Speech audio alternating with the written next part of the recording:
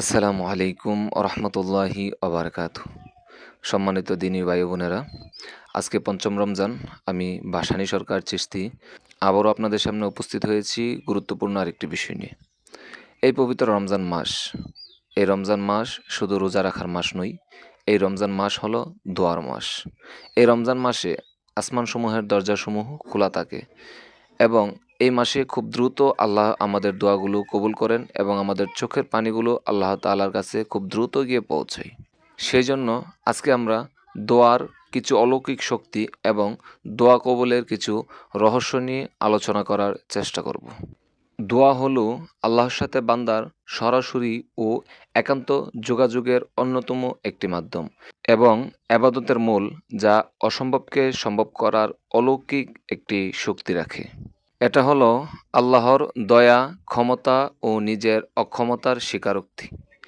হালাল রুজি, একাগ্রতা, বিনয় ও তাড়াহুড়া না করে দোয়ায় অটল থাকলে তা বিপদে রক্ষাকবচ হিসেবে কাজ করে এবং কবুল হয়। দোয়ার কিছু অলৌকিক শক্তি রয়েছে। দোয়া এবং বিপদ। আকাশে বাতাসে সংঘর্ষে লিপ্ত হই, তখন খাঁটি মনে করা দোয়া বিপদকে পরাজিত করে, বিপদ দূর করে। হাদিসে আছে, দোয়া ভাগ্য পরিবর্তন করতে পারে, কারণ দোয়াই একমাত্র বিষয় যা ভাগ্য নির্ধারণের ফাইসালায় প্রভাব ফেলতে পারে। নবী রাসূলগণের জীবনী থেকে জানা যায়, চূড়ান্ত হতাশাজনক পরিস্থিতিতেও অলৌকিকভাবে সাহায্য এসেছে। দোয়া তিনভাবে আমার আল্লাহ কবুল করেন। কখনো কখনো আমার আল্লাহ চাওয়া জিনিস সাথে সাথে সরাসরি দিয়ে দেন, আবার কখনো এর মাধ্যমে বিপদ দূর করেন, আবার কখনো তা পরকালের জন্য জমা রেখে দেন। দোয়া কবুলের জন্য কিছু শর্ত রয়েছে। সেই শর্তগুলোর মধ্যে প্রধান এবং অন্যতম শর্ত হলো হালাল খাদ্য এবং হালাল উপার্জন করা। আল্লাহ অবশ্যই আমাদের ডাক শুনছেন, এই বিশ্বাস রেখে আল্লাহর কাছে কাকুতি মিনতি করা এবং ফরিয়াদ করা।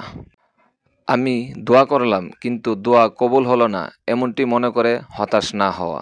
দোয়ার পর ভালো কাজের প্রতি আগ্রহ বাড়া দোয়া কবুলের অন্যতম একটি লক্ষণ। দোয়ার সময় নিজের ভুল স্বীকার করা, নিজের পাপের কথা আল্লাহর কাছে স্বীকার করে আল্লাহর কাছে ক্ষমা প্রার্থনা করা।